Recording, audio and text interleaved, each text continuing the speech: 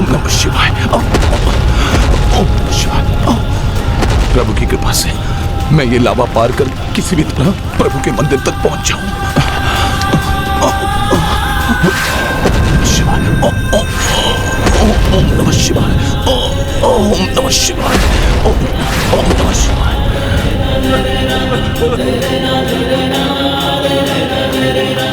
ऐसी भक्ति कैसे संभव है? क्या ये अब भी नहीं रुकेगा?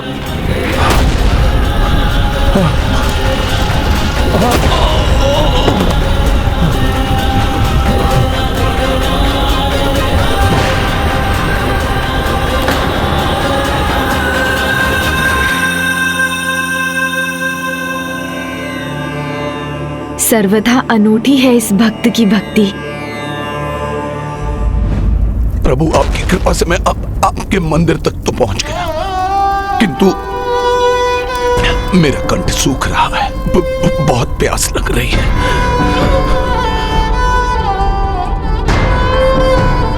मैं स्वीकार करती हूँ पिताश्री, ये तो वास्तव में आपका परम भक्त है। परंतु उसकी निष्काम भक्ति की एक और परीक्षा भी शेष है। त्याग ही भक्ति की पराकाष्ठा है। भक्त का त्याग ही उसे महान भक्त बनाता है, और त्याग ही भक्ति की अंतिम परीक्षा भी है। क्षमा कीजिए पिताश्री, किंतु भक्त चंद्रधर तो सर्पों के मध्य से आगे बढ़े। वो वृषभ से भी नहीं डरे, ज्वालामुखी की अग्नि देखकर भी नहीं रुके। जो अपनी भक्ति के लिए अपने प्राण भी त्यागने को तैयार हो, उसके त्याग की भला और क्या परीक्षा हो सकती है। प्रभु के जल अभिषेक के लिए जल सुरक्षित है, किंतु इस जल का पान करने की कल्पना भी नहीं कर सकता मैं। ओम नमः शिवाय। ओम नमः शिवाय। ओम नमः शिवाय। ओम नमः शिवाय। ओम नमः शिवाय। पिताश्री, अब वो प्यास के कारण मरणासन्न स्थिति में है, तो ये उनका त्याग ही तो है। नहीं पुत्र गणेश, ये उसकी निष्ठा, श्रद्धा, आस्था, भक्ति एवं अटल निश्चय का उदाहरण अवश्य था, किंतु त्याग का नहीं। क्योंकि त्याग तो वो होता है जब वो उसे गंवाने के लिए तैयार हो, जिसके लिए अपने प्राण भी न्यौछावर करने के लिए तैयार था। जो इस समय चंद्रधर के लिए वो जल है, जो वो अपने प्रभु अर्थात मेरे अभिषेक के लिए लाया है। यदि वो इस जल का भी त्याग कर सका, तब वो भक्त अपनी भक्ति की परीक्षा में सफल होगा। तो क्या आप पिताश्री स्वयं चंद्रधर की भक्ति की परीक्षा लेंगे?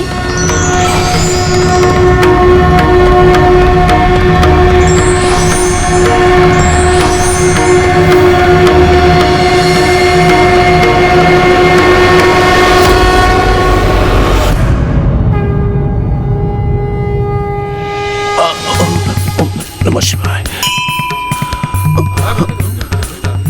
यहाँ तक पहुंचकर मुझे ऐसा अनुभव हो रहा है प्रभु कि मैं आपके बहुत ही निकट पहुंच गया। ओम त्र्यंबकम यजामहे सुगंधिम पुष्टिवर्धनम उर्वारुकमेव बंधनात् मृत्योर्मोक्षयं मामृतात्। ओम नमः शिवाय। जल जल जल।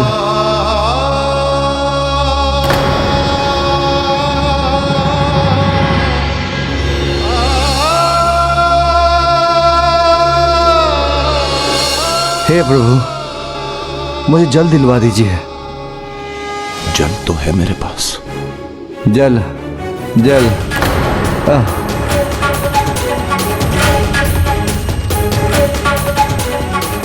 जिसे सुरक्षित रखने के लिए उसने इतना श्रम किया, सभी विपदाओं को सहा, क्या वो उस जल का त्याग कर सकेगा?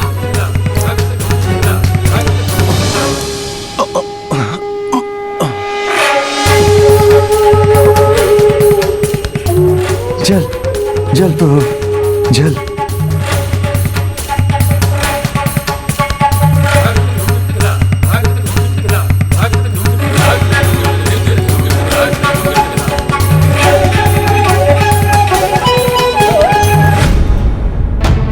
प्रभु के अभिषेक का जल, ये जल मैं इन्हें कैसे दे दूं? जल।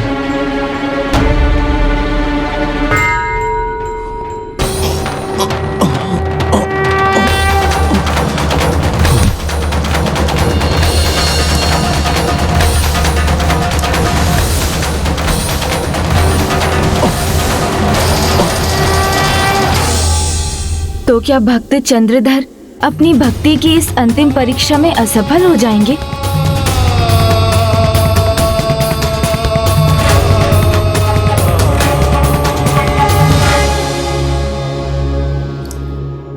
मुझे क्षमा करना प्रभु। आज आपका ये भक्त आपका जल अभिषेक नहीं कर पाएगा, क्योंकि मेरा हृदय कह रहा है कि प्रभु के भक्तों की सेवा करना भी स्वयं प्रभु की सेवा करना है। पीड़ित की सहायता करना ही तो हमारा परम धर्म है। मुझे इस जल से ऋषिवर की प्यास बुझाकर उनका कष्ट हरना चाहिए। और प्रभु, ये मेरा सौभाग्य है कि ये जो जल मैं आपके अभिषेक के लिए लाया हूं, उससे आपके भक्त का ही भला हो। ओम नमः शिवाय।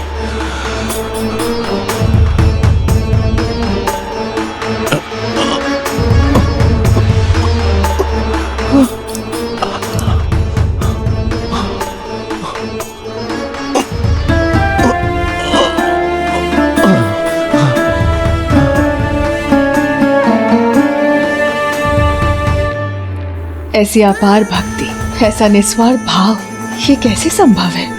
ऋषिवर, जल ग्रहण कीजिए ऋषिवर।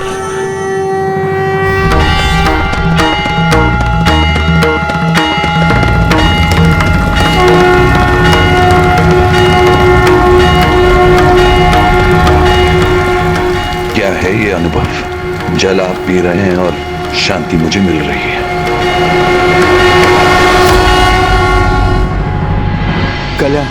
कल्याण पुत्र, तुमने मेरी प्यास बुझा दी, मेरे कष्ट हर लिए।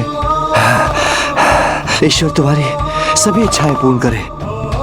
नहीं नहीं पुत्र, नहीं, मुझे और सहायता की कोई आवश्यकता नहीं। जो मुझे चाहिए था वो तुम मुझे दे चुके हो पुत्र।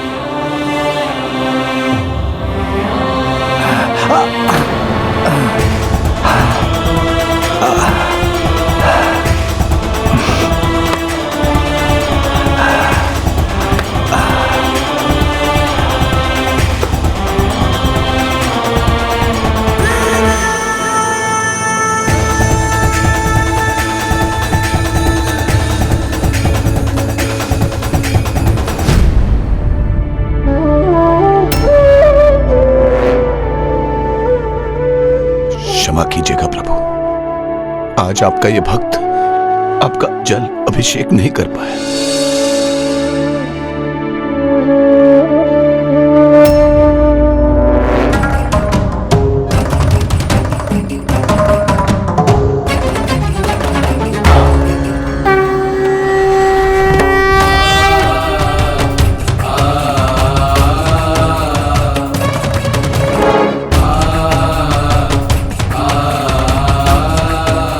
आश्चर्य,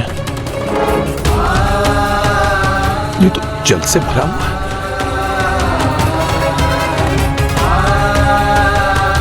ऋषिवर,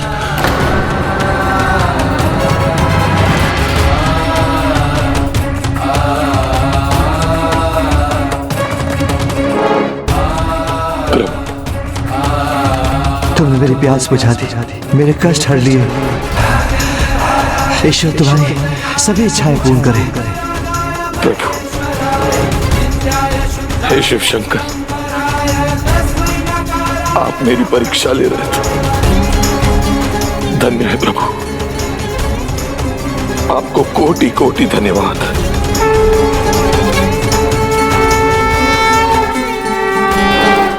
ओम नमः शिवाय। ओम नमः शिवाय। ओम नमः शिवाय। ओम नमः शिवाय। ओम नमः शिवाय। ओम नमः शिवाय। ओम नमः शिवाय। ओम नमः शिवाय। ओम नमः शिवाय। ओम नमः शिवाय। ओम नमः शिवाय। हर हर महादेव महादेव।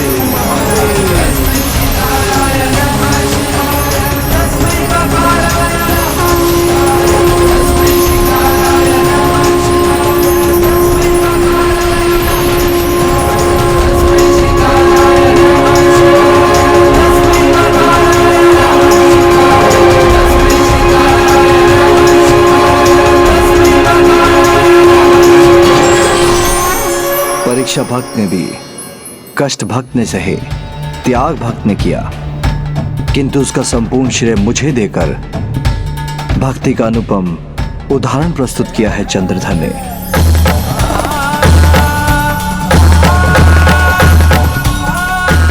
और अब देखो भक्ति में रमकर कैसा निहाल है मेरा भक्त। ऐसे ही भक्तों की अटल आस्था और अडिग विश्वास के कारण हम भगवान हैं।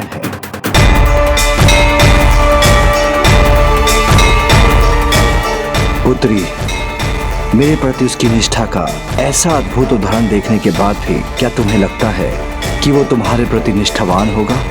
तो तुम्हें उसका प्रयास अवश्य करना चाहिए। उससे मुझे ही नहीं, संपूर्ण जगत को प्रसन्नता होगी। तुम्हें देवी मानकर सभी तुम्हारी पूजा करेंगे और कलयुग में तुम्हारी भक्ति और पूजा भक्त गणों की आस का आधार बनेगी। किंतु मैं तुम्हें फिर सचेत करता हूँ कि वो मेरे सिवाय किसी और की आराधना नहीं करता। इसलिए अपनी भक्ति के लिए उसे प्रेरित करने के पहले तुम्हें उसमें अन्य भगवान के अस्तित्व में विश्वास जगाना होगा। ओम नमः शिवाय। विश्वास और भक्ति जगानी होगी तो वो भी करूंगी मैं, किंतु भविष्य में अपने परिवार से दूर रहना नहीं सहूंगी मैं।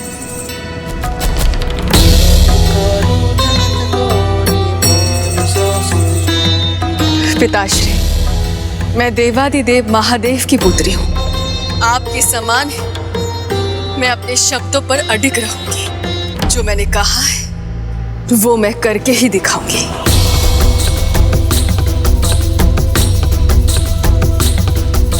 इसलिए मैं प्रण लेती हूँ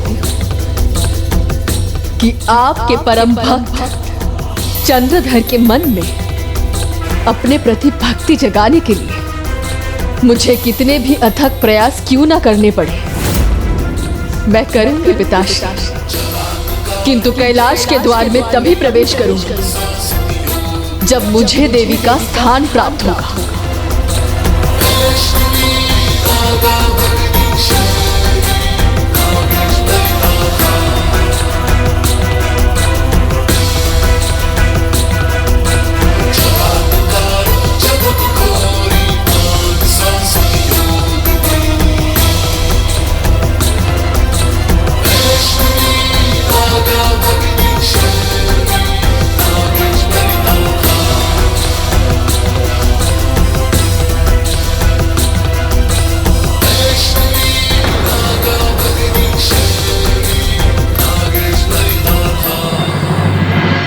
मेरे पुत्र गणेश के मन में तो बहुत जिज्ञासाएं होंगी। पूछो पुत्र, जो पूछना चाहते हो। माता, कैलाश में शांति बनी रहे, परिवार के सभी सदस्यों में सामंजस्य स्थापित हो, इसलिए हमने प्रभु सत्यनारायण की पूजा का आयोजन किया। तो फिर हमसे इतनी बड़ी भूल कैसे हो गई कि हम दीदी मनसा को आमंत्रित करना ही भूल गए?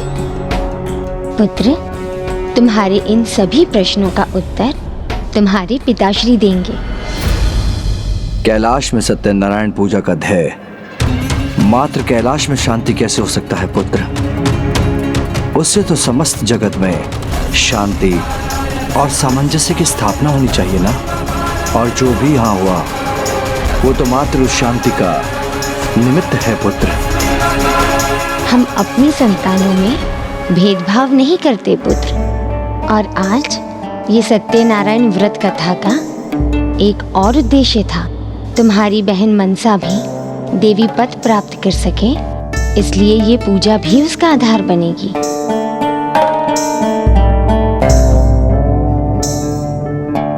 जहाँ भी मेरे इस व्रत का श्रद्धा पूर्वक पालन होगा, वहाँ समृद्धि आएगी, परिवार में आपसी समझ बढ़ेगी और अधूरे कार्य संपन्न होंगे। अब मैं समझा, ये अधूरा कार्य पूर्ण होगा, सत्यनारायण कथा का ये लाभ होगा। इसलिए आपने दीदी मनसा को आमंत्रित नहीं किया था, तो मैं उचित ही समझा था, ये आप दोनों की ही लीला थी। किंतु माता, मुझे तो अपनी बहनों का ज्ञान ही नहीं। दीदी ज्योति का जन्म कैसे हुआ? और क्या दीदी अशोक सुंदरी वास्तव में कल्प वृक्ष से जन्मी थी? और मनसा दीदी, उन्होंने पिताश्री की क्या सहायता की थी? उनका नाम मनसा क्यों है? धीरज रखो पुत्र, तुम्हारी समस्त जिज्ञासाएं अवश्य शांत होंगी। तो माता, शीघ्रता कीजिए, यह कथा भी आरंभ कीजिए। सर्वप्रथम मैं तुम्हें पुत्री अशोक सुंदरी के बारे में बताऊंगी। पुत्री अशोक सुंदरी के नाम में ही इसके जीवन का उद्देश्य निहित है, अर्थात जो शोक रहित हो। और यही इसके जीवन का उद्देश्य है पुत्र, कि संसार वासी को कष्टों से छुटकारा दिलाकर उनमें वास्तविक आनंद का भाव जगाए। एक बार जब स्वामी और मैं नंदनवन विहार के लिए गए,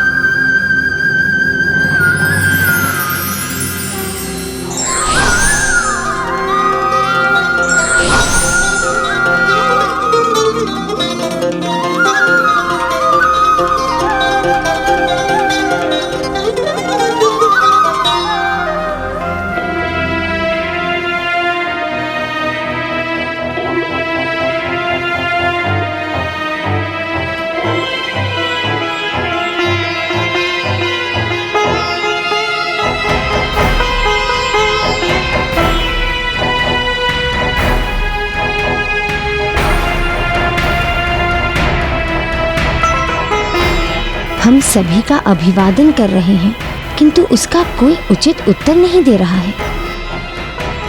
इतनी समृद्धि में इतनी उदासी क्यों है स्वामी? असंतोष।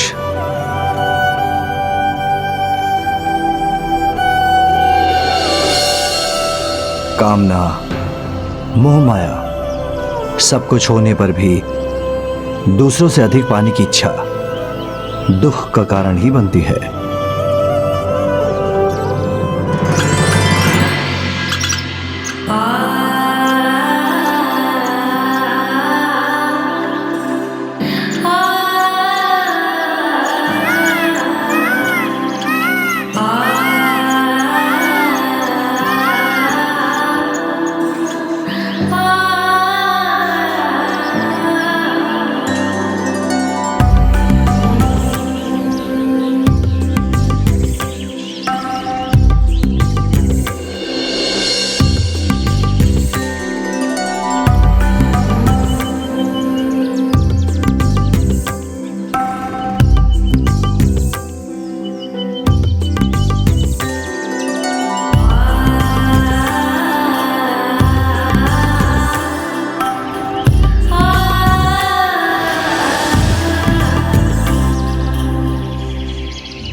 स्वामी, इन सब के पास कुछ ना होते हुए भी ऐसा क्या है जिसे पाकर ये आनंद से निहाल है? संतुष्टि, संतोषम परम सुखम, अर्थात संतोष ही परम सुख का कारण है। यहाँ के वासियों ने कामना शक्ति और आत्म शक्ति में संतुलन स्थापित करना सीख लिया है, जिसके कारण इन्हें अध्यात्म का ज्ञान हुआ है और ये नंदनवन के वासी बनने का सौभाग्य प्राप्त कर सके।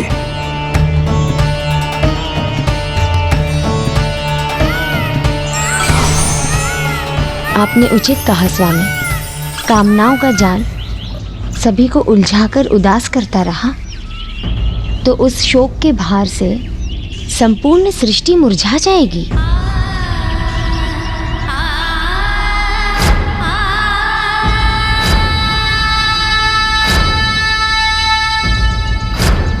ईर्ष्या व्यर्थ की कामनाओं को जन्म देती है। जो व्यक्ति इसके प्रभाव से प्रभावित हो जाते हैं उसकी कार्य क्षमता घट जाती है और वो शोक में डूबकर दुखी हो जाता है। किंतु मैं तो माँ हूँ और मैं अपनी संतान को कभी दुखी नहीं देख सकती। मुझे अवश्य कुछ करना होगा। वो परम सुख, वो परम शांति का अनुभव तभी संभव है जब संतुष्टि की शक्ति का अनुभव हो, जो किसी भी प्रकार के शोक को मिटाकर प्रसन्नता और आनंद की ओर ले जाता है। मेरी इच्छा है कि कोई ऐसा हो जो संसार वासियों को संतोष करना सिखा सके, उन्हें जीवन के दुख सुख से परे हटकर आगे बढ़ने की आत्मशक्ति प्रदान करे, उनके शोक हरे और आनंद का अनुभव कराए।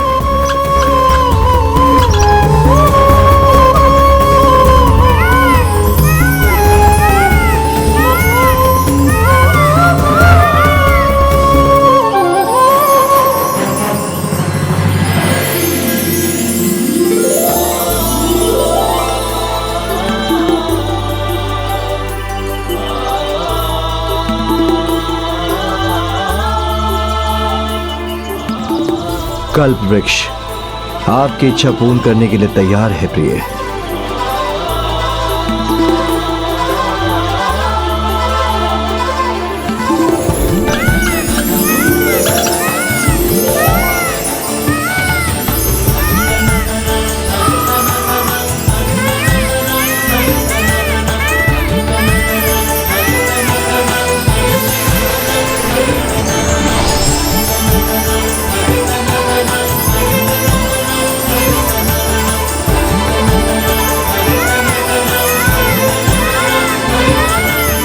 आपके हृदय के किसी भाग में पुत्री की इच्छा भी छिपी हुई थी, तो दिव्य कल्प वृक्ष ने आपको पुत्री देकर आपकी इच्छा भी पूरी कर दी।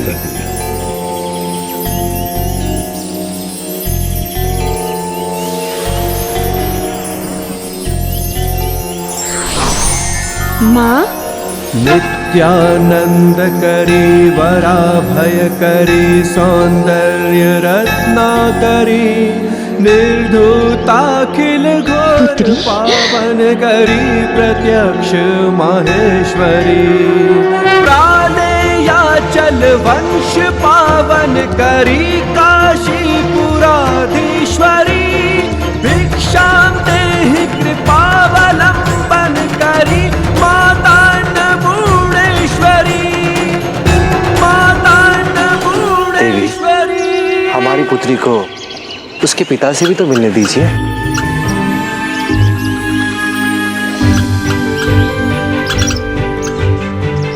प्रणाम पिताश्री। कल्याण हो।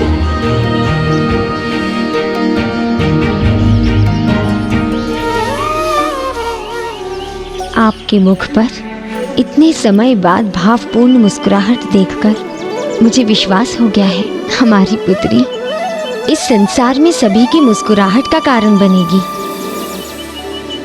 माँ, पुत्र हो या पुत्री, माता पिता के मुख पर मुस्कुराहट लाना तो संतान का परम धर्म होता है ना।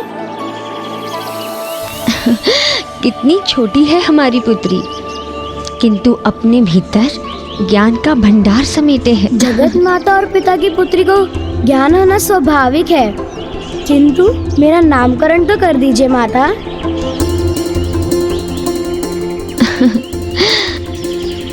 तुम मेरी सुंदर पुत्री हो और तुम्हारा जन्म इस संसार के दुख संताप हरने के लिए हुआ है, इसलिए तुम्हारा नाम होगा अशोक सुंदरी। अशोक सुंदरी। अशोक सुंदरी।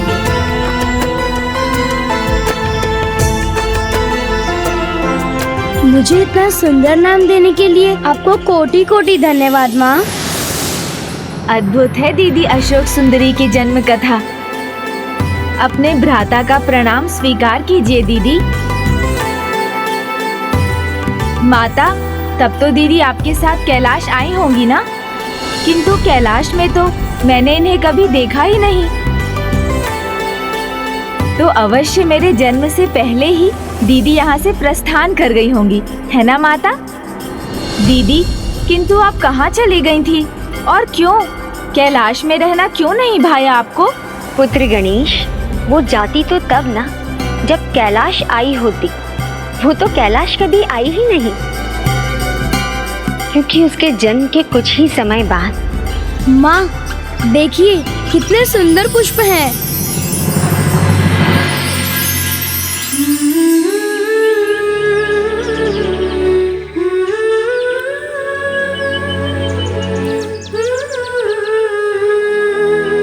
कितनी सुंदर धुन है, मुझे भी सिखाइए ना माँ। कैलाश पहुंचने पर मैं तुम्हें बहुत कुछ सिखाऊंगी। हम दोनों माँ पुत्री मिलकर बहुत कुछ करेंगे। नहीं प्रिय, ये संभव नहीं।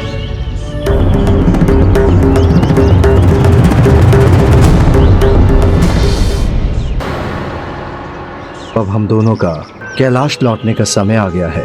और हमारी पुत्री अशोक सुंदरी, ये कहाँ रहेगी स्वामी?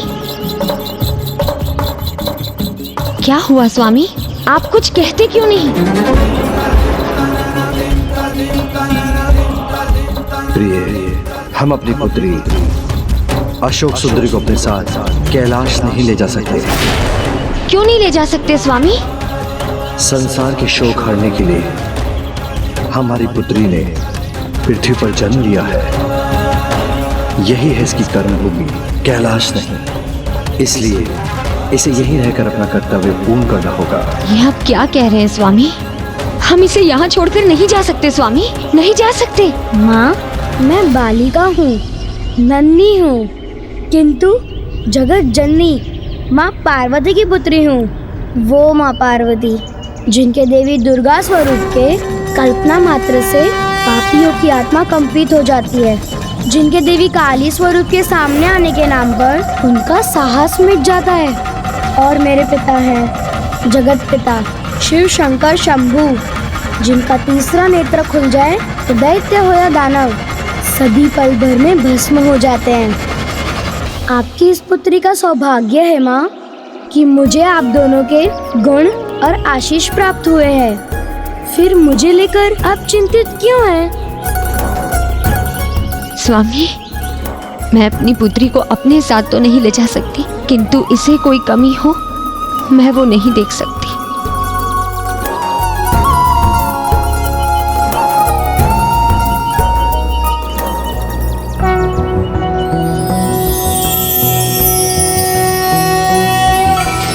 उत्तदभान् सहस्रकान्तिं ऋणक्षौमां शिरोमालिकां रक्तालिप्तपयोधरां जपपटिं विद्यां भीतिं वरम्। पुत्री, इस भवन में तुम्हें सब कुछ प्राप्त होगा। माँ, जब मुझे आपका और पिताश्री का आशीर्वाद मिल गया तो फिर मुझे सारा संसार ही मिल गया। और कुछ कहाँ चाहिए था मुझे? प्रिय, पुत्री अशोक सुंदरी सर्वथा उचित कहती है। जिसके जीवन का आधार और उद्देश्य संतोष ही हो, जिससे वो संसार के दुख मिटाए, उसके मन में भी संतुष्टि का भाव ही होगा। फिर उसे इस सब की आवश्यकता नहीं होगी। स्वामी, मैंने जो कुछ भी किया वो अपने लिए किया, जिससे मैं अपनी ममता को संतुष्ट कर सकूं। पुत्री, संसार में सज्जन भी हैं और दुर्जन भी, इसका सदा ध्यान रखना पुत्री। इस वन की परिधि में कोई प्रवेश नहीं कर सकता, किंतु यहाँ से बाहर जाते समय अपनी कोमल बालिका रूप को नहीं, अपितु अपने दिव्य रूप को धारण करना और संसार में आनंद का विस्तार करना उचित है माँ।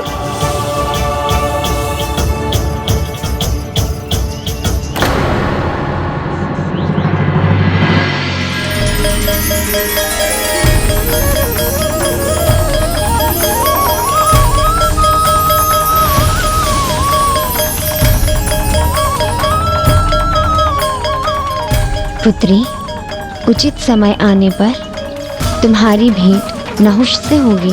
जिससे तुम्हारा विवाह होगा, क्योंकि उनसे महान राजाओं ययाति, पुरूरवा आदि के वंश के साथ कुरु वंश का आरंभ होना नियत है।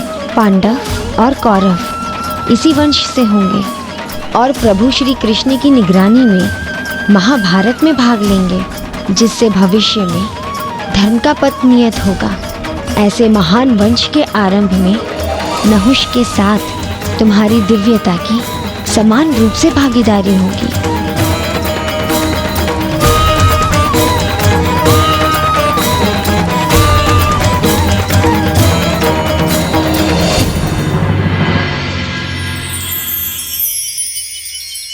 मैं पुत्री को छोड़कर तो जा रही हूँ, परंतु मेरा मन नहीं मान रहा है।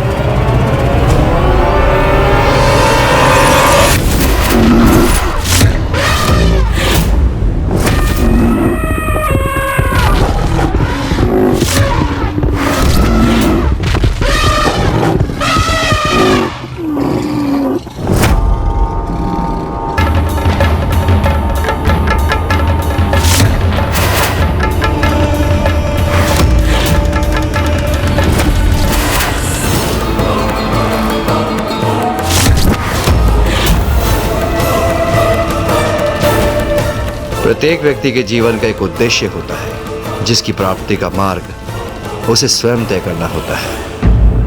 अब मुझे और अपने पिताश्री को अनुमति दो पुत्री, किंतु विश्वास रखो कि तुम हमारे मन में सदैव रहोगी।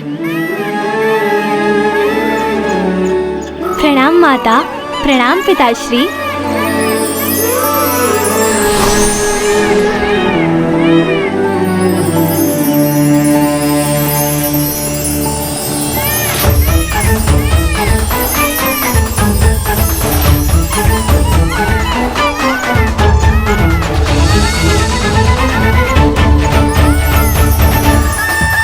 ये पुष्प कितने सुंदर हैं।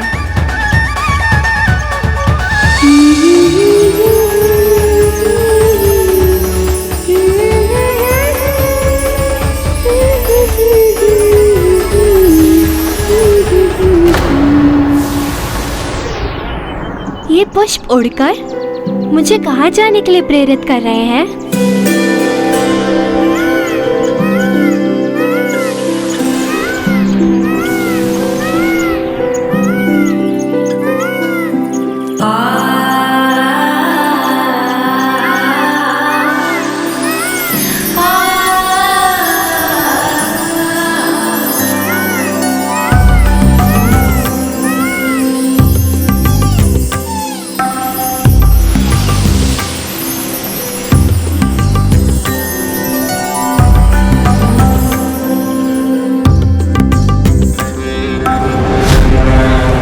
पुत्री अशोक सुंदरी कहीं आनंद में खोकर इस सीमा से बाहर न चली जाए।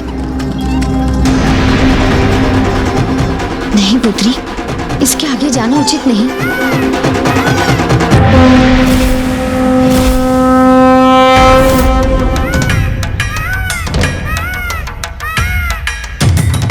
इस वन की परिधि में कोई प्रवेश नहीं कर सकता, किंतु यहाँ से बाहर जाते समय अपनी कोमल बालिका रूप को नहीं, अपितु अपने दिव्य रूप को धारण करना।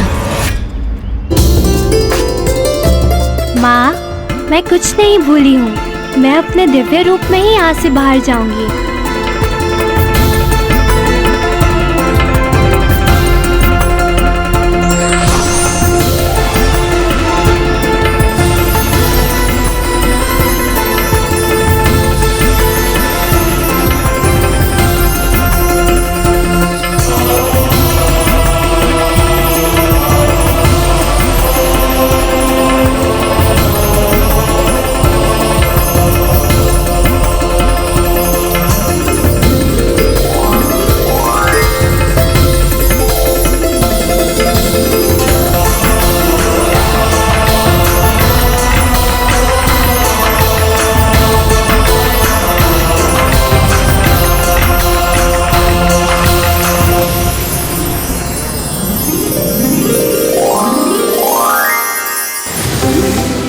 इस प्रकार समय बीतता गया पुत्री अशोक सुंदरी संतोष और आनंद का विस्तार कर सभी के दुख संताप हरने लगी। उसने चारों ओर प्रसन्नता का विस्तार किया और लोगों के जीवन में सुख एवं संतुष्टि ले आई।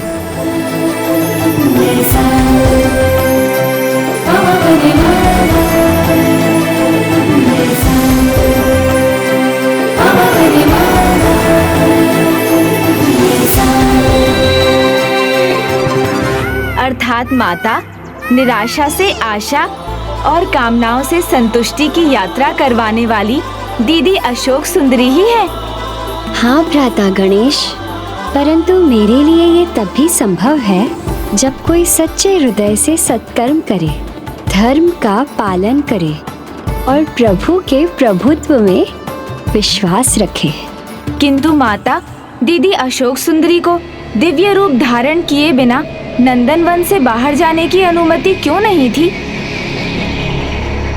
क्या उन पर कोई संकट छा सकता था?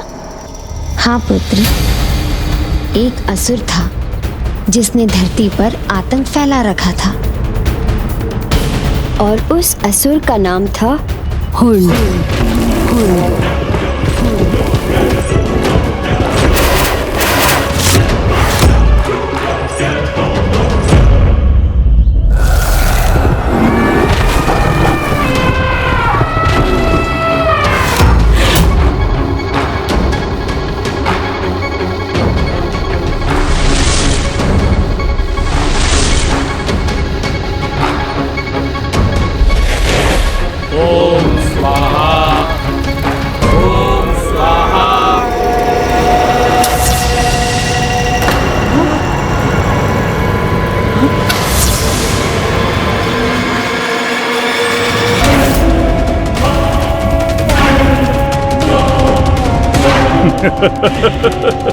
हुंड हूं मैं, महाराज हुंड। हुंड है तो कुछ भी असंभव नहीं।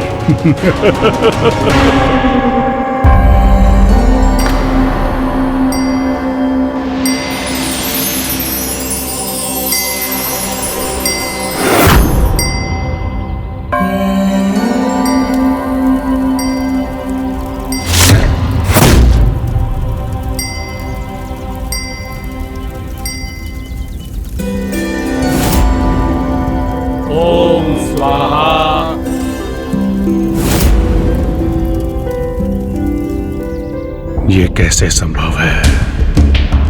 हुंड के आतंक से इन्हें किसने मुक्त किया? और ये किसकी धुन है जिसने इन सब में एक नया विश्वास जगा दिया? देखता हूं और बुझा दूंगा उसके जीवन की ज्योति को। हुंड है तो कुछ भी असंभव नहीं।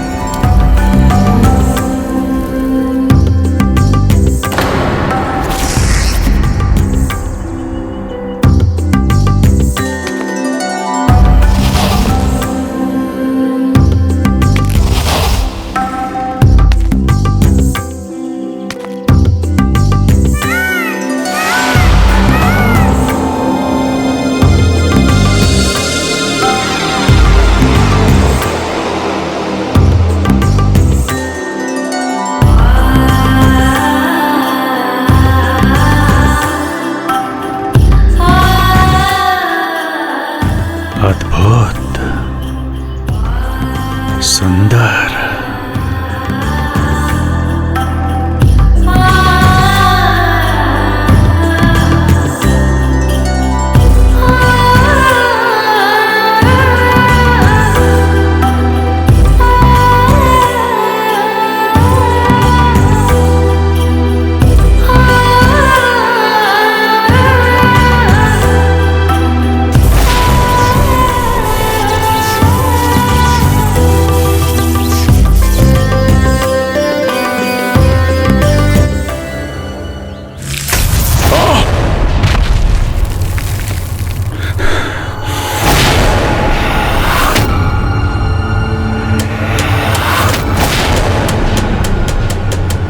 हुंड को रोकने का दुस्साहस किसने किया?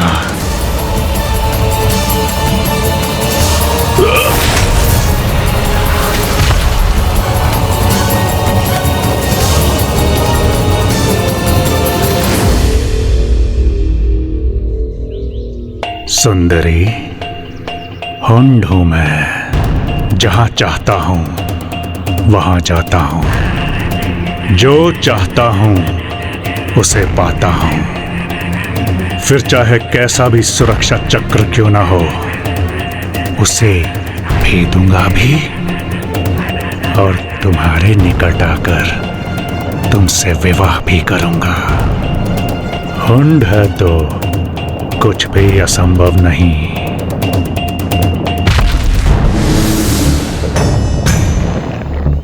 बल नहीं तो कोई और उपाय करूंगा, किंतु तुम्हें अवश्य प्रभावित करूंगा सुंदरी।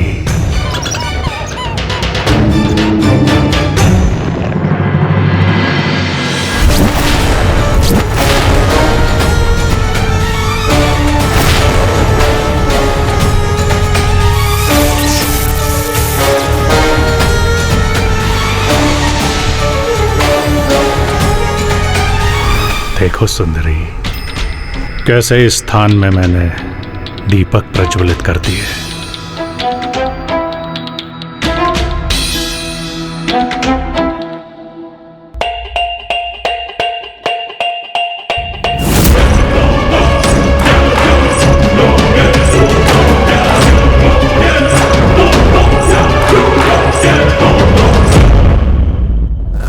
कैसे आकृष्ट करूं इस सुंदरी को मैं।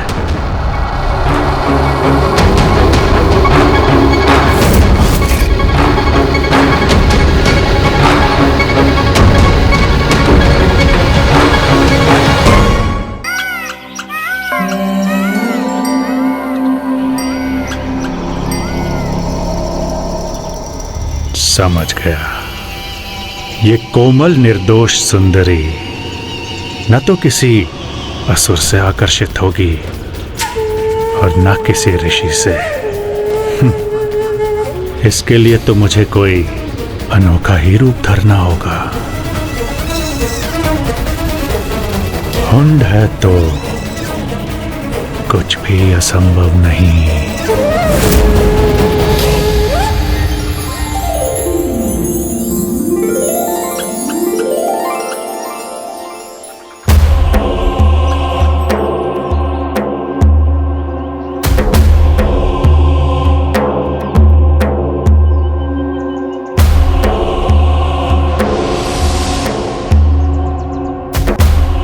सुंदर, अति सुंदर।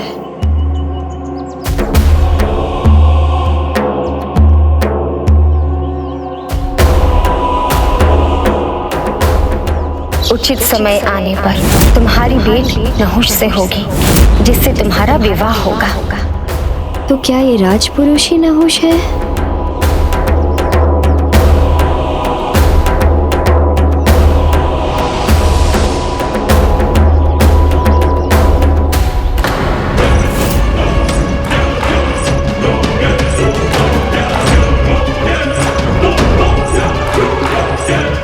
जैसा देश वैसा भेष, संगीत प्रेमी राजपुरुष का रूप धरकर उचित किया मैंने।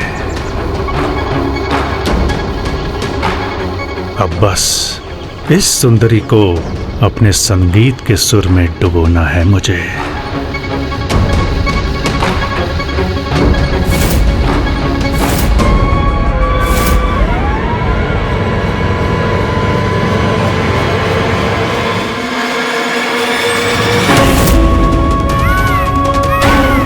कदाचित ये सुंदरी इतनी सरलता से प्रभावित नहीं होगी। मुझे संगीत का और कौशल दिखाना होगा।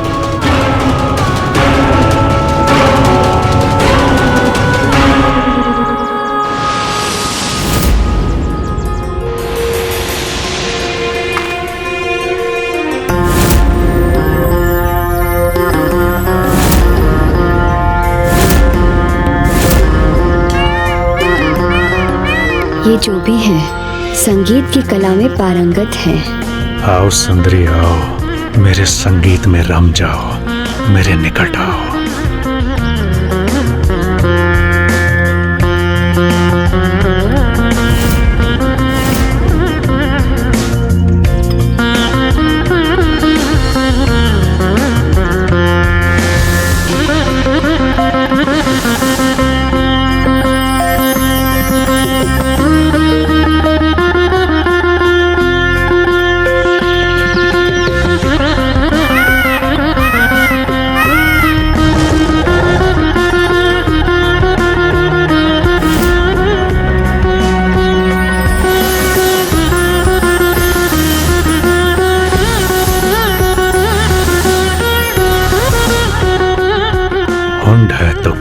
असंभव नहीं। अब कुछ ही पलों की देर है, फिर मैं तुम्हें पाने में सफल हो जाऊंगा सुंदरी।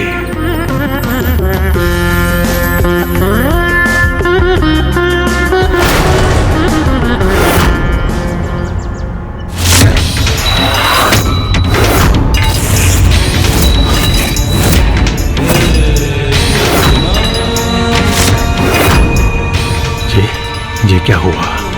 ये वहीं क्यों रुक गई? आओ सुंदरी आओ, मेरे संगीत में रम जाओ।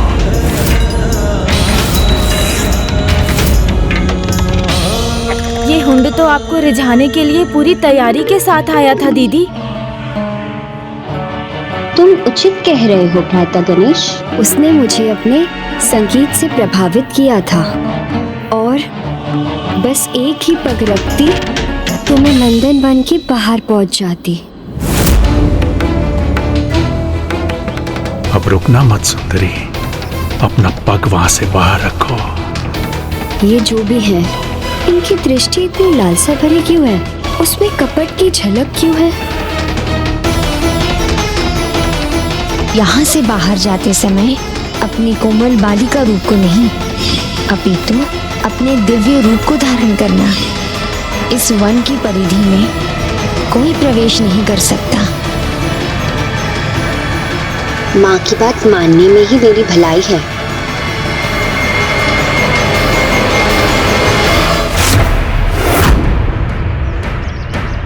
उचित समय आने पर तुम्हारी भेंट नहुष से होगी, जिससे तुम्हारा विवाह होगा। नहीं, ये नहुष नहीं। अन्यथा मुझे इस पर और इसकी दृष्टि पर तनिक भी शंका नहीं होती। कुछ विशेष नहीं, केवल इसके संगीत ने प्रभावित किया है।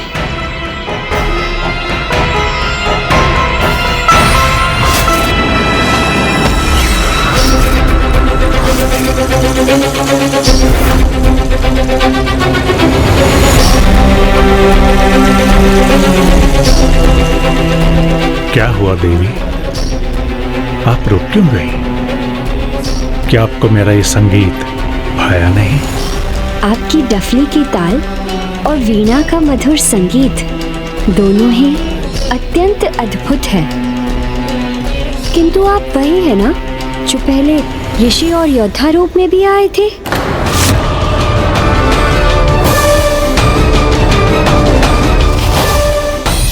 मैं स्वीकार करता हूं, वो मैं ही था, महाराज हुंड।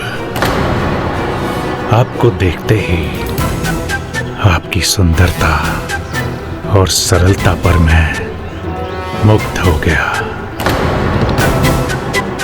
आपसे प्रेम करने लगा और आपसे विवाह का इच्छुक हूं। मैं आपकी भावनाओं और आपके दृढ़ निश्चय का सम्मान करती हूँ, परंतु मैं आपसे विवाह नहीं कर सकती। नहीं कर सकती? क्यों नहीं कर सकती? इसलिए कि मैं एक असुर हूं? क्योंकि मेरा विवाह नियति ने पहले ही तय कर दिया है और मेरा मन अपने उसी वर के लिए समर्पित है। और एक बार स्त्री अपने हृदय में किसी को स्थान दे चुकी हो तो उसमें किसी अन्य को स्थान मिलना कैसे संभव है? अच्छा, कौन है वो जिसके प्रति आप समर्पित हैं? नाम क्या है उसका? और यदि उसी के साथ आपकी नियति निर्धारित है तो नियति ने उसे आपसे दूर क्यों रखा है? उचित है, यदि आपको उनका नाम जानकर ये संतोष होगा तो सुनिए। उनका नाम होगा नहुष। नहुष होगा? नाम होगा? अर्थात ये असुरराज हुन कि अभी उनका जन्म नहीं हुआ है, परंतु मैं उनकी प्रतीक्षा करूंगी। ये कैसा परिहास है सुंदरी, जिसका जन्म ही नहीं हुआ उससे विवाह करेंगी, उसकी प्रतीक्षा करेंगी। रुकिए सुंदरी, असुर हूं, मूर्ख नहीं, और इन मूर्खतापूर्ण कथाओं में मैं उलझने वाला नहीं। मैं आपको चेतावनी देता हूं। मेरा विवाह प्रस्ताव अस्वीकार करके आप बहुत बड़ी भूल कर रही हैं। हुंड हूं मैं। हुंड है तो कुछ भी असंभव नहीं। चाहूं तो तारों को टिमटिमाना भुला दूं, नदियों की दिशा बदल दूं, आकाश को धरती पर उतार दूं, अपने छल से और बल से मैं किसी को भी विवश कर सकता हूं। सुनो सुंदरी, किसी अजन्मे की प्रतीक्षा मत करो। तीनों लोगों की साम्राज्ञी बनाऊंगा तुम्हें।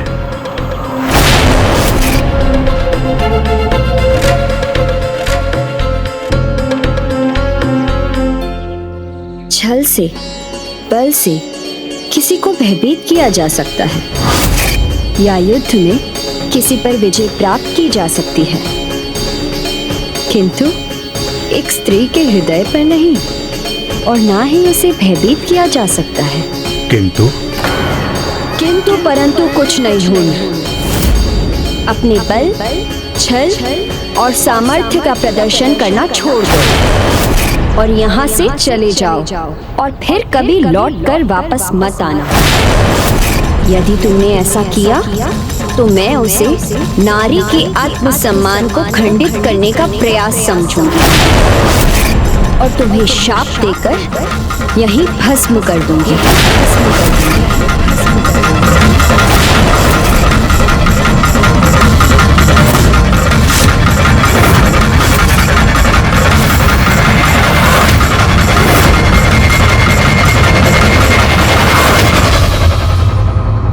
ऐसे कठोर शब्दों में आपकी चेतावनी सुनकर फिर हुंड का लौटने का साहस तो नहीं हुआ होगा ना?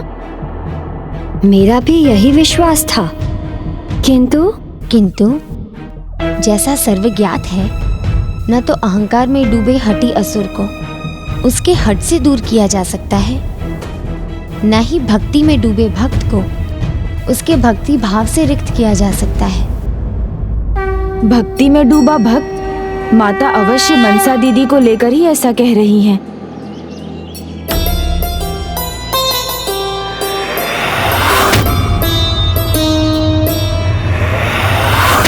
ओम नमः शिवाय, ओम नमः शिवाय, ओम नमः शिवाय, ओम नमः शिवाय।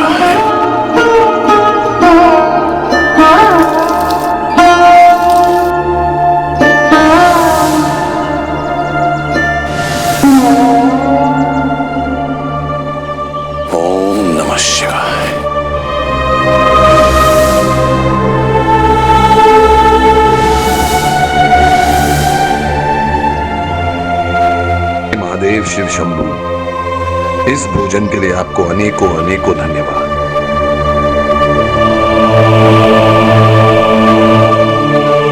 हर हर महादेव। प्रभु, आपकी कृपा हो तो मुझे थोड़ा भोजन मिल जाए, बड़ी तीव्र भूख लगी है। इस भूखे को थोड़ा भोजन करवा दें प्रभु। हर हर महादेव।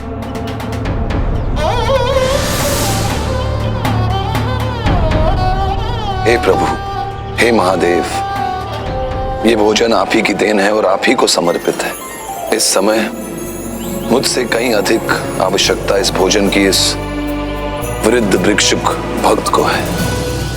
घट घट में बसने वाले प्रभु, आपका तो सब में वास है, इस भिक्षुक भक्त में भी।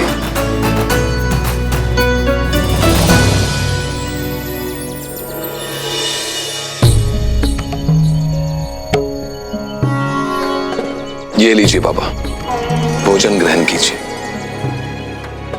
कल्याण हो तुम्हारा। ओम नमः शिवाय। ओम नमः शिवाय।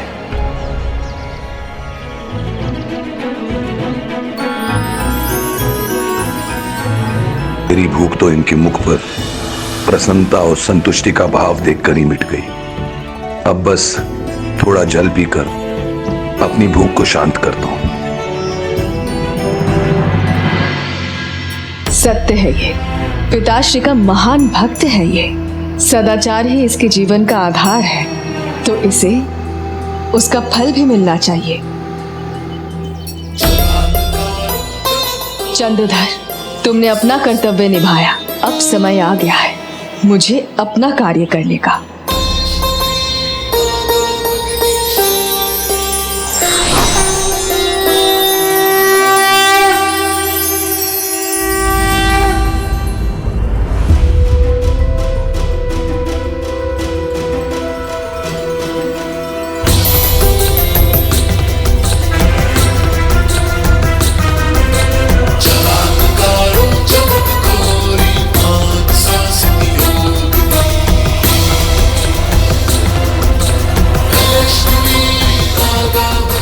इस भोजन को पाकर इसे मेरे चमत्कार में, मेरे अस्तित्व में और मेरी कृपा में विश्वास होगा, तो धीरे धीरे इसके मन में भी मेरी भक्ति जागृत होगी।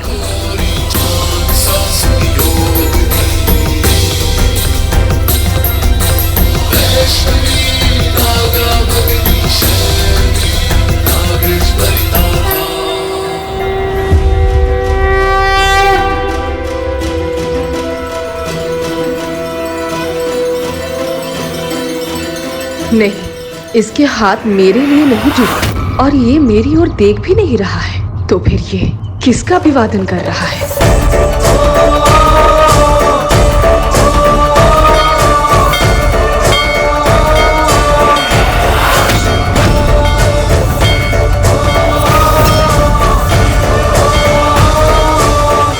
हे प्रभु, हे महादेव, मुझे ज्ञात है आप ही का चमत्कार है ये, जो आपने मुझे फिर से भोजन प्रदान किया। अपने भक्त को भूखा नहीं देख सकते ना आप प्रभु, इसलिए आपने अपना प्रसाद मुझे प्रदान किया। इसके लिए आपको कोटि कोटि प्रणाम प्रभु, कोटि कोटि प्रणाम। शिव भक्ति के आगे तो इसे कुछ दिखता नहीं है। इसने तो मेरी ओर देखा तक नहीं। मुझे कुछ ऐसा करना होगा जिससे इसकी कल्पना का द्वार खुल जाए। धन्यवाद प्रभु।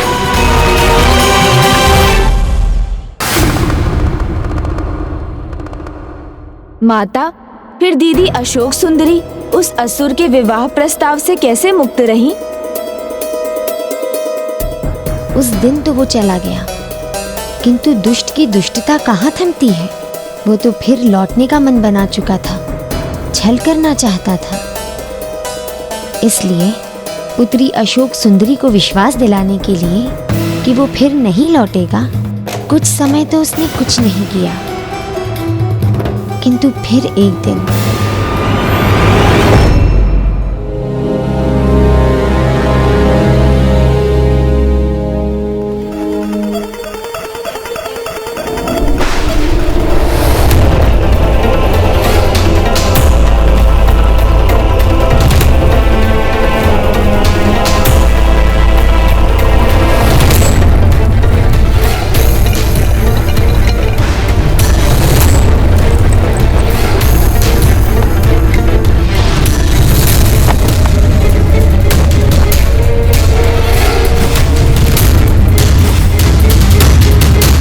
कुंड है तो कुछ भी असंभव नहीं, निराशा नहीं, पराजय नहीं, युक्ति योजना पर विचार करो और सफलता प्राप्त करो।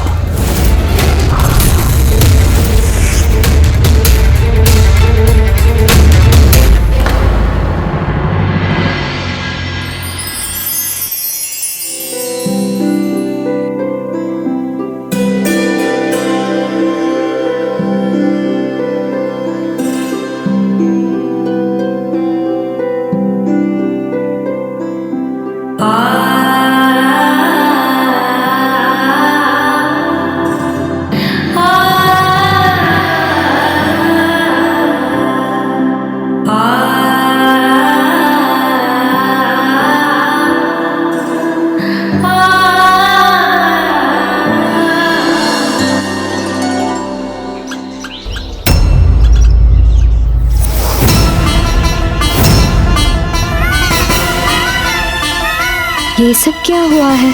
जैसे कोई बवंडर आया हो और सब तहस नहस कर गया हो।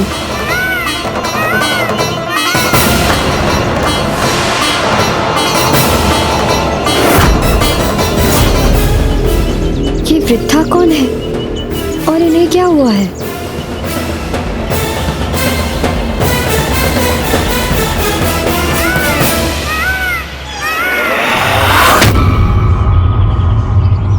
रक्त।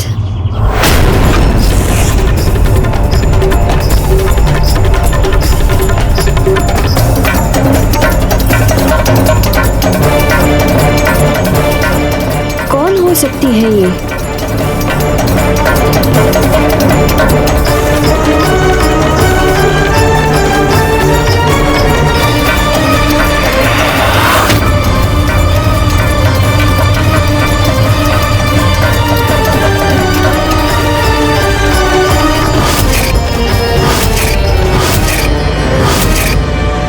नहीं नहीं, खून तो निराश होकर जा चुका है, फिर नहीं लौटा।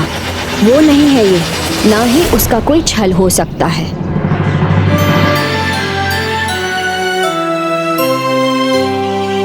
वैसे भी ये तो कोई पवित्र आत्मा ही लगती है, जिनके पास पिताश्री को प्रिय बेलपत्र है। मुझे इनकी सहायता करनी चाहिए।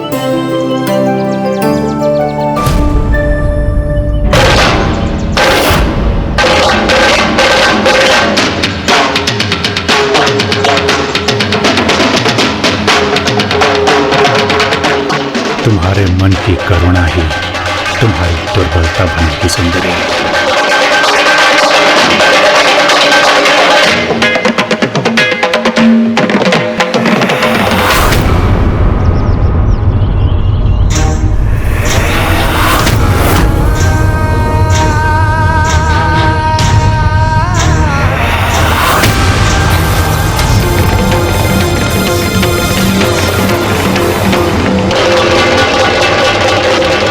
अंततः ये सुरक्षा सीमा लांघकर मेरे जाल में फंस ही गई।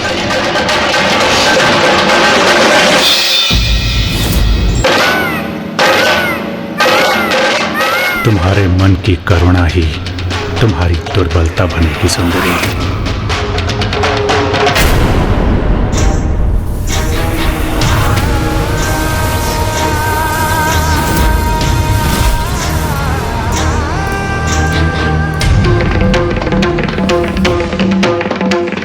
माता, माता, माता उठिए, अपनी मूर्छा से बाहर आइए माता।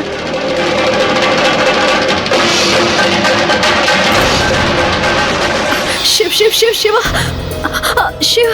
चिंता मत कीजिए, आप कुशल हैं, बिल्कुल सुरक्षित हैं। ये लीजिए, जल ग्रहण कीजिए।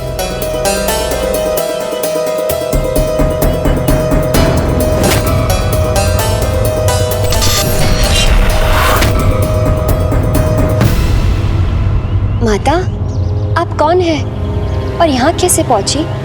मैं एक शिव भक्त हूँ पुत्री। प्रभु पूजा के लिए बेलपत्र एकत्रित कर रही थी, तभी एक बवंडर आ गया और उसी से बचने के लिए यहाँ आ पहुंची और मैं ठोकर खा के गिर पड़ी।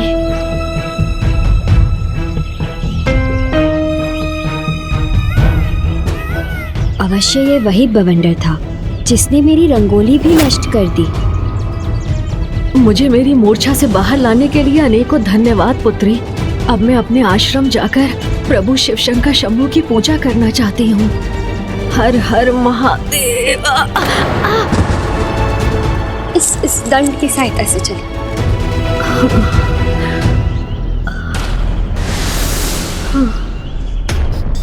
माता, ऐसी अवस्था में आप अकेले कैसे जाएंगी? मैं आपको आपके आश्रम तक छोड़ देती हूँ। धन्यवाद। ये दीजिए मुझे।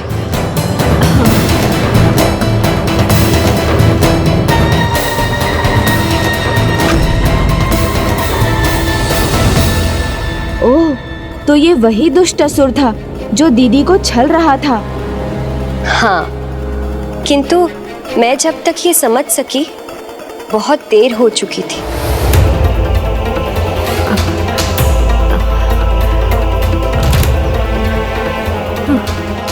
माता, आप यहाँ विश्राम कीजिए।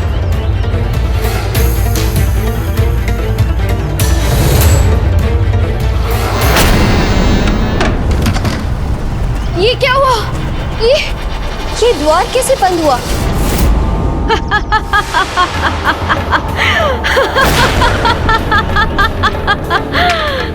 कैसे क्या? मैंने बंद किया इसे।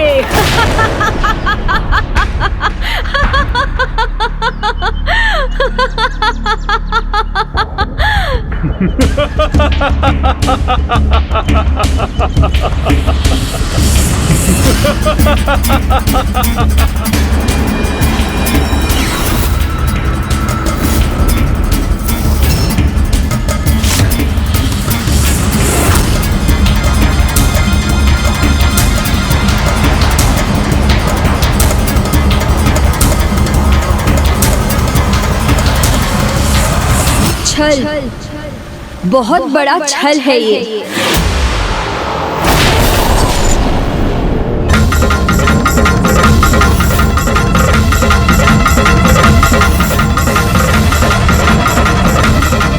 भूल कर दी, हुंडे ने बहुत बड़ी भूल कर दी।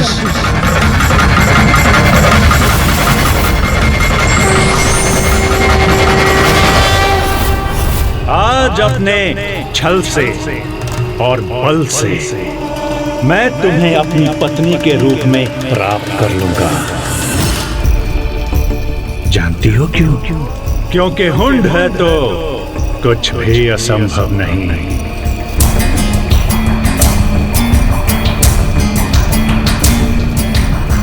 क्या हुआ सुंदरी? अपने भय को छिपाने के लिए तुम मुस्कुरा रही हो। हुंड के समक्ष तो भय भी भयभीत हो जाता है, किंतु तुम्हारी ये मुस्कुराहट देखकर ऐसा लगता है कि तुमने मुझे अपने पति के रूप में स्वीकार कर लिया है। ये दुस्साहस फिर मत करना हुंड। नारी यदि मुस्कुरा दे तो उसका अर्थ दुर्बलता नहीं, उसका निर्भय और सबल होना है। और ये नारी तुम्हें चेतावनी दे रही है, तुम कुछ भी कर लो, पर तुम मुझे अपनी पत्नी कभी नहीं बना सकोगे। संभवतः तुमने मुझे ध्यान से नहीं सुना। प्रेम से नहीं तो बल से प्राप्त करूंगा तुम्हें, तुमसे विवाह करूंगा अभी इसी क्षण। सावधान हुंड, आगे आए तो बहुत पछताओगे। हाँ, अब जाके तुम्हारे मुख पर भय का भाव दिखा, अच्छा लगा। सुंदरी, अपमान भी लो और जान भी लो, हुंड को कोई भी नहीं रोक सकता। मूर्ख, मैं जगत जननी माँ पार्वती की पुत्री हूँ, जिनके उग्र रूप की हुंकार मात्र से ही बड़े बड़े दैत्य, दानव और असुर सभी के प्राण पखेरु उड़ जाते हैं। और मेरे पिता देवाधिदेव महादेव थे, जिनका कार्य ही है दुष्टों का संहार।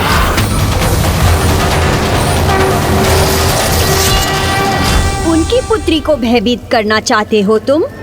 जो जन्म से ही निर्भय हो, उसे भला किसका भय?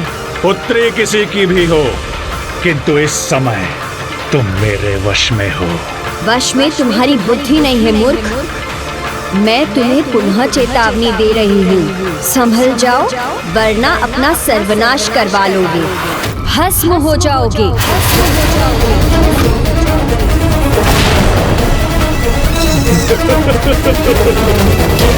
तुम्हारे माता पिता महान हैं, तो मैं भी कुछ कम नहीं। हुंड हूँ मैं, और हुंड के लिए कुछ भी असंभव नहीं।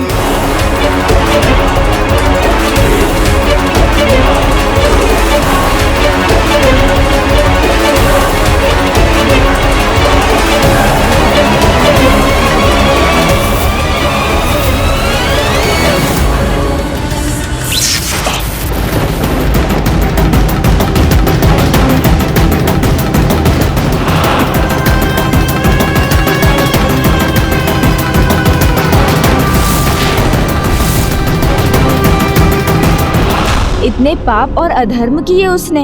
एक नारी को छला, बंदी बनाया, उसे स्वयं से विवाह करने के लिए विवश करने का प्रयास किया, किंतु उस विद्युत प्रवाह से उसकी आंखें अवश्य खुली होंगी। उसे सद्बुद्धि आ गई होगी ना? भ्राता, यदि असुरी प्रवृत्ति वाले नारी का सम्मान करते, उन्हें समझते, उन्हें उच्च स्थान देते, तो इस संसार में भूत में भी और भविष्य में भी हिंसा कम हो जाती और नारी सुरक्षित रहती। किंतु हुंड जैसे असुर इस बात को ना समझकर अपनी ही मृत्यु को आमंत्रित करते हैं। तुम्हें क्या लगा इस साधारण वार से हुंड भयभीत होगा? नहीं, कदापि नहीं। नहीं, तुमने मर्यादाओं की सारी सीमाएं लांघी हैं, किंतु तुम्हें उनका दंड मैं नहीं, मेरे पति नहुष देंगे। वही तुम्हारा वध करेंगे। अच्छा तो बुलाओ अपने नहुष को, मैं भी तो देखूं कहाँ है वो। वो शीघ्र ही तुम्हारा काल बनकर जन्म लेंगे और मैं उस दिन की प्रतीक्षा करूंगी जब वो तुम्हारा वध करेंगे, और मैं तभी उनसे विवाह करूंगी। ये मेरा प्रण है। नारी की शक्ति को पहचानना सीखो हुन। तुम मुझे बंदी बनाकर रखना चाहते हो? मैं अभी यहाँ से निकल जाऊंगी और तुम मुझे रोक नहीं सकोगे। शक्ति है नारी, और शक्ति को कोई बांध नहीं सकता। मूर्ख!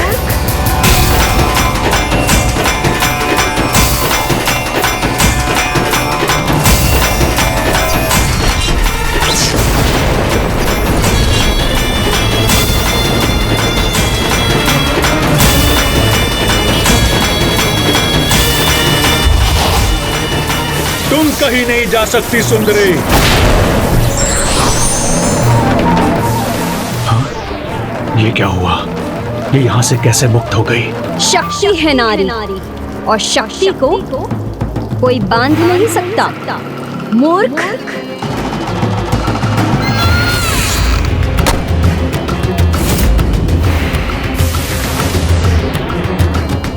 हुंड है तो कुछ भी असंभव नहीं। उस सजन में नहुष को अजन्मा ही रहने दूंगा, मिटा दूंगा उसके जन्म के कारण को। फिर चाहे उसके लिए समस्त सृष्टि को नष्ट करना पड़े तो अवश्य करूंगा। और ये हुंड की चेतावनी है।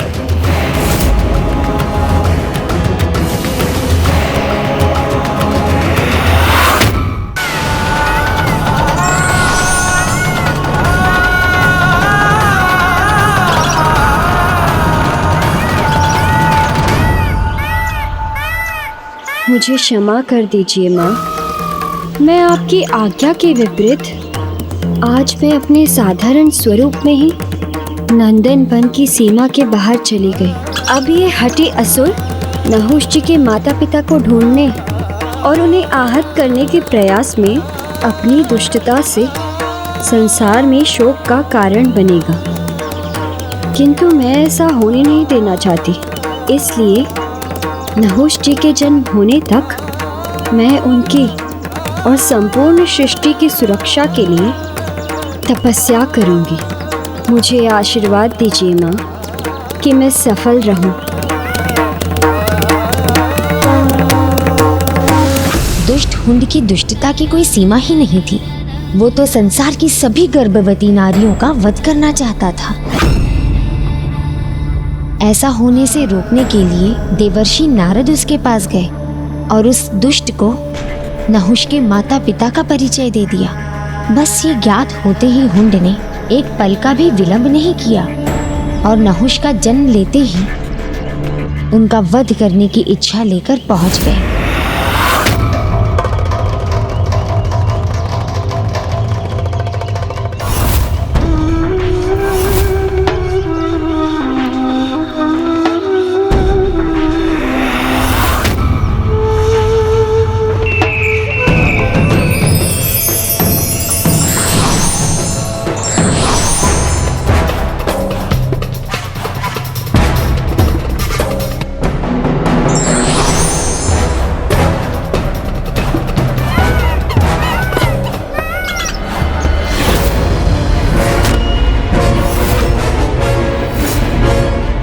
कौन है यहाँ?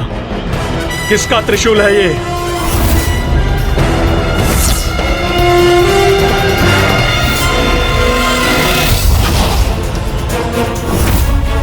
इस त्रिशूल को तो मैं अपनी गदा से ही भेद दूंगा।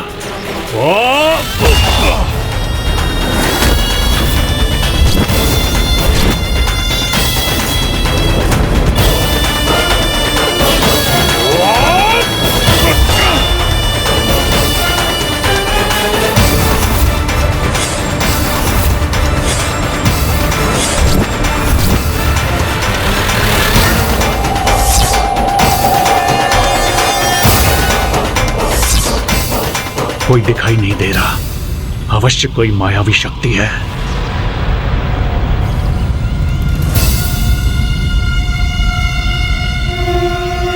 यहां इस द्वार से भीतर जाऊंगा।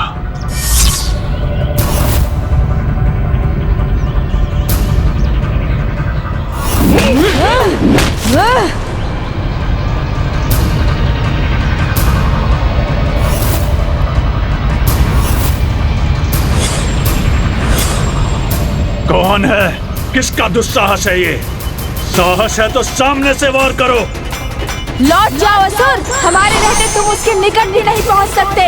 जाओ, चले जाओ यहाँ से, जाओ यहाँ से, चले जाओ, चले जाओ, लौट जाओ असुर, हमारे रहते तुम उसके निकट भी नहीं पहुंच सकते। जाओ, चले जाओ। माता, तो क्या हठी हुंड अपने हठ का त्याग कर अपनी पराजय स्वीकार कर लौट गया? जब बल निरर्थक हो जाए तो दुष्ट अपने छल का प्रयोग करने लगता है, और एक दिन जब ऐसा अवसर प्रकट हुआ तो उसका छल योगिनियों से भी छिपा रह गया। उसने अपनी माया से दाई माँ से वो करवा लिया जो वो अन्यथा कदापि नहीं करती। शिशु के स्वास्थ्य के लिए माँ का स्वस्थ होना अति आवश्यक है। रानी माँ, आप विश्राम नहीं करेंगी तो आप दुर्बल हो जाएंगी, फिर अपने शिशु का पालन पोषण कैसे करेंगी?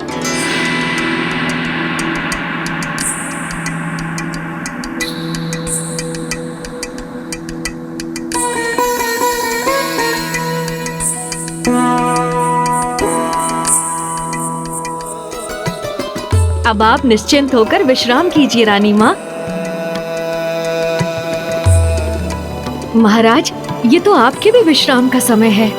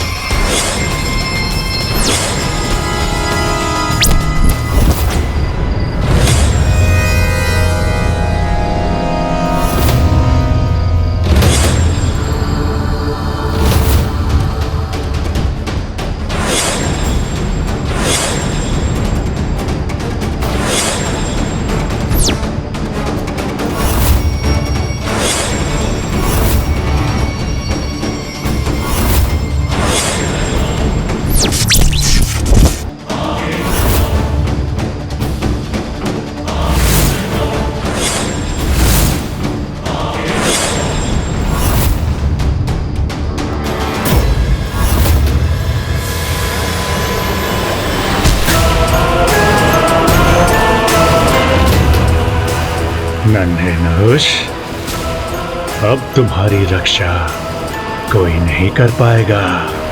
हुंड है तो कुछ भी असंभव नहीं।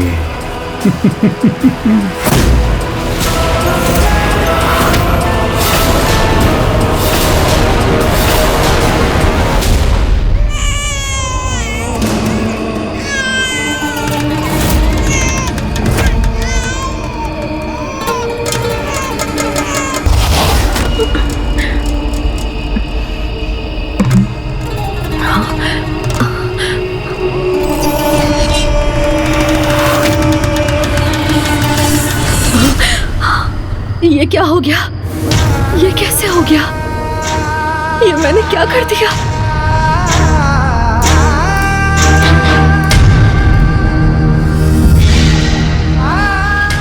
पुत्र, पुत्र,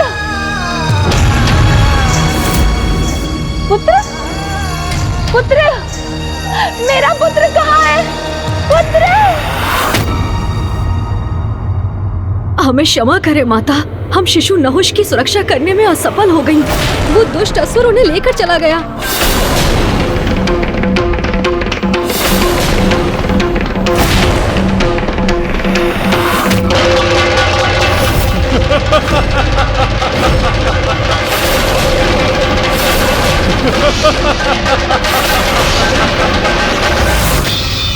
फिर हुंड ने नहुष के साथ क्या किया माता?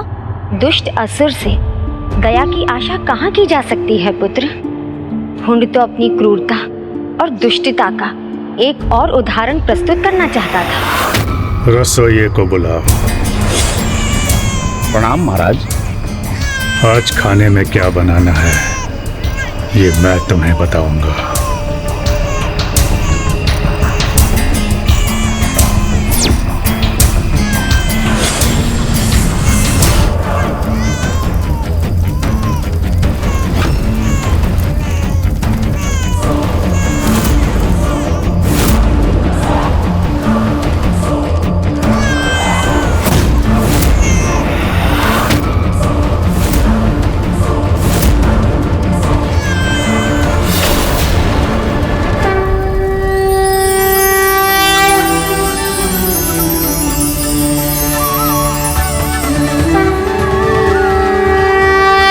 तुम्हारे समान निर्दोष शिशु को मैं मृत्यु के मुख में कैसे भेज सकता हूं? किंतु तुम सुरक्षित हो, ये महाराज हुंड को नहीं ज्ञात होना चाहिए। उसका कुछ उपाय तो करना ही होगा मुझे।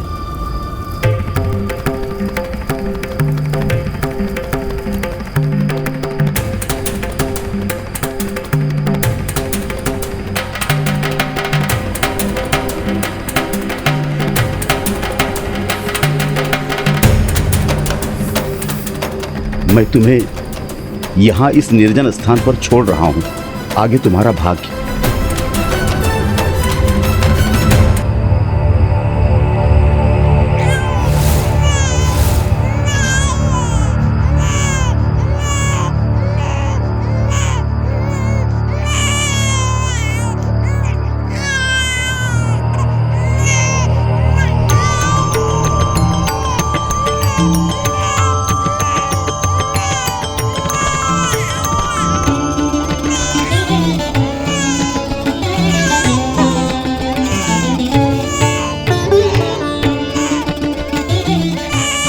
महर्षि वशिष्ठ और देवी अरुंधति ने नहुष को अपनाकर उनका पालन पोषण किया। किंतु वो तो राजपुत्र थे और अपने वास्तविक माता पिता से दूर हो गए थे ना? साधारण राजपुत्र ही तो नहीं रहना था नहुष को, इसलिए उनका भाग्य उन्हें महर्षि वशिष्ठ के पास ले गया। क्योंकि नहुष को तो अपने जीवन में महान राजाओं और योद्धाओं के कुल का आरंभ करना था, जिसके लिए ज्ञान और पराक्रम दोनों की आवश्यकता थी। और महर्षि वशिष्ठ से गुरु रूप में उन्हें ये सब प्राप्त हुआ, जो कदाचित राजभवन में रहकर संभव नहीं था। किंतु उनके माता पिता तो उन्हें खोकर बहुत विचलित हो गए होंगे ना माता? माँ की ममता माँ भली भांति समझती है, इसीलिए माँ ने उनके दुख को समझते हुए उसका निराकरण भी किया। प्रभु, ये कैसा अन्याय! प्रभु, ये कैसा अन्याय है! आपने हमें पुत्र भी दिया और अब उसे छीन भी लिया। प्रभु, कहाँ है हमारा पुत्र? वो सुरक्षित है भी या नहीं? हम उसे फिर कैसे प्राप्त करें प्रभु? माँ, सुनिए हमारी गुहार, हमारा कष्ट दूर कीजिए माँ।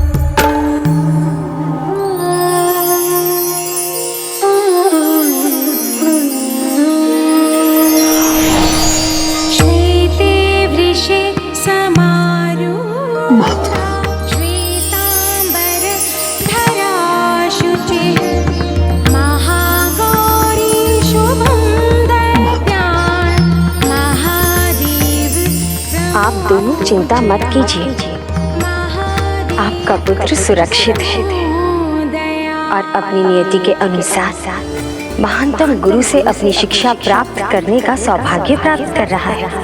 किंतु माँ, हम उसके साथ से कब तक वंचित रहेंगे? जो कष्ट आज आपको हो रहा है, विश्वास रखिए, समय आने पर आपको इससे मुक्ति भी मिलेगी और आपका सुख दुगना होगा जब आप मेरा संकेत पाकर नंदन बन जाएंगे। तो आपको अपने पुत्र और पुत्र वधू दोनों का साथ मिलेगा।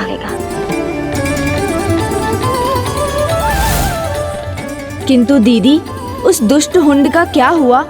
वो कहाँ शांति से बैठने वाला था? हाँ पुत्र, उसने नहुष को मृत मानकर अधिक विलंब नहीं किया और वो शीघ्र ही नंदन वन पहुंच गया।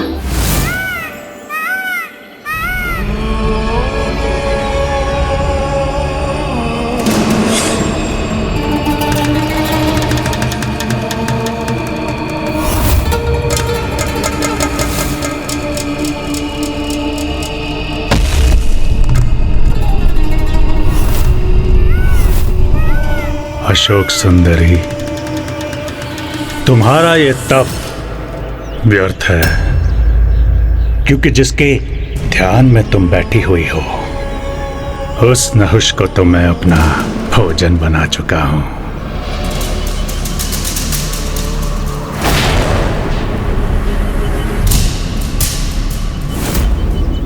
क्या हुआ? तुम मुस्कुरा क्यों रही हो? क्या करूं? तुम्हारी मूर्खता पर मुस्कुराने के सिवाय और क्या कर सकती हूँ? मूर्खता? किसकी मूर्खता? मूर्ख असुर, जिसका जन्म स्वयं श्री दत्तात्रेय के आशीर्वाद से हुआ हो, जिस पर जगत जननी माँ पार्वती की कृपा हो, जिसके जीवन के लिए मैं यहाँ तप कर रही हूँ, उसे हानि पहुँचा सकती हूँ? ये विश्वास तुम्हारी परम मूर्खता ही तो है। जीवित है नहुष और वही तुम्हारे काल बनेंगे होंगे। तो जाओ, अब तुम उनकी प्रतीक्षा करो, तब तक मैं यही तप में रहूंगी।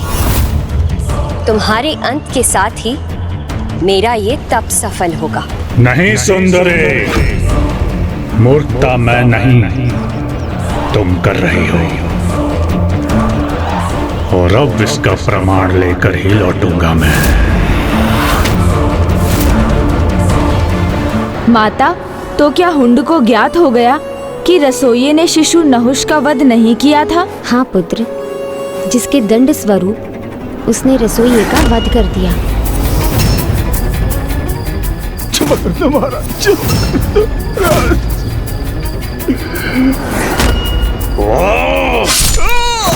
जो व्यक्ति अपनी त्रुटियों से लड़ता है वो कभी नहीं हार सकता, किंतु जो अपनी त्रुटि को ही सही सिद्ध करने में लग जाए उसकी विजय कभी नहीं हो सकती।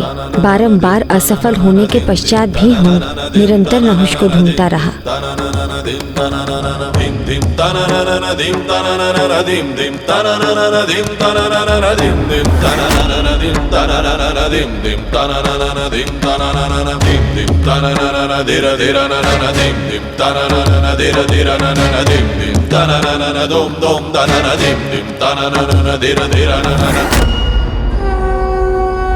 तो नहुष तो सुरक्षित थे, महर्षि वशिष्ठ के आश्रम में शिक्षा प्राप्त कर रहे थे।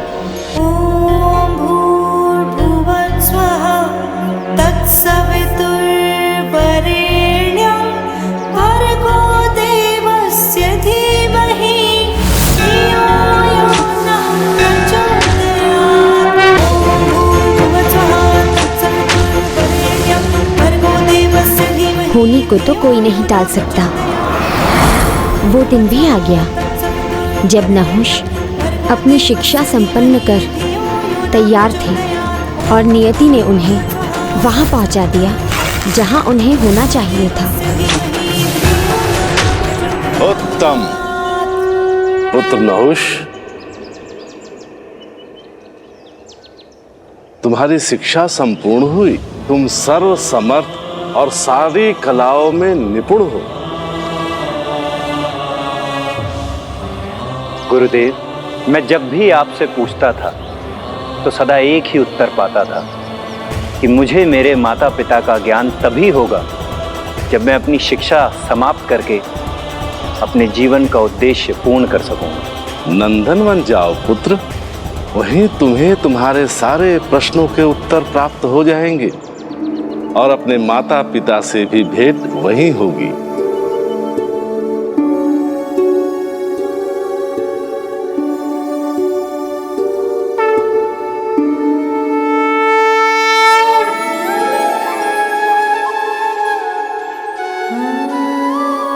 समय आने पर जब आप मेरा संकेत पाकर नंदन बन जाएंगे तो आपको अपने पुत्र और पुत्रवधू दोनों का साथ मिलेगा। हाँ प्रिय, ये अवश्य माता का संकेत है। हमें शीघ्र नंदनवन की ओर प्रस्थान करना चाहिए।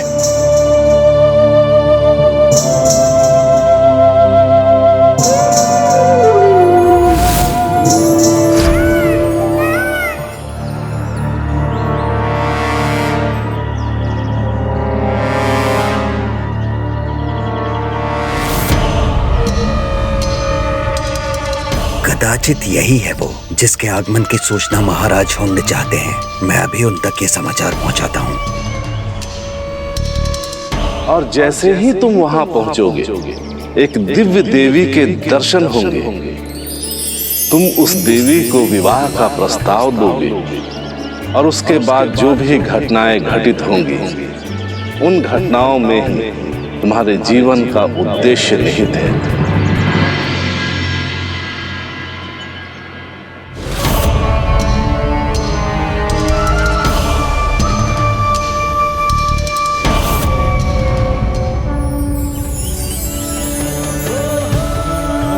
हे देवी, मुझे नंदनवन में प्रवेश करने की अनुमति दीजिए।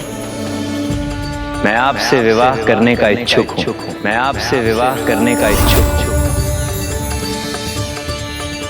नहुष हूँ मैं, नहुष हूँ मैं।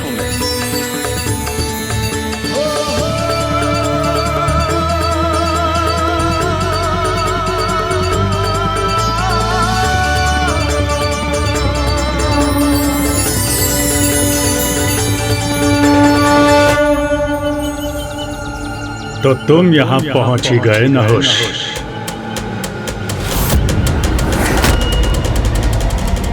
अब आएगा आनंद।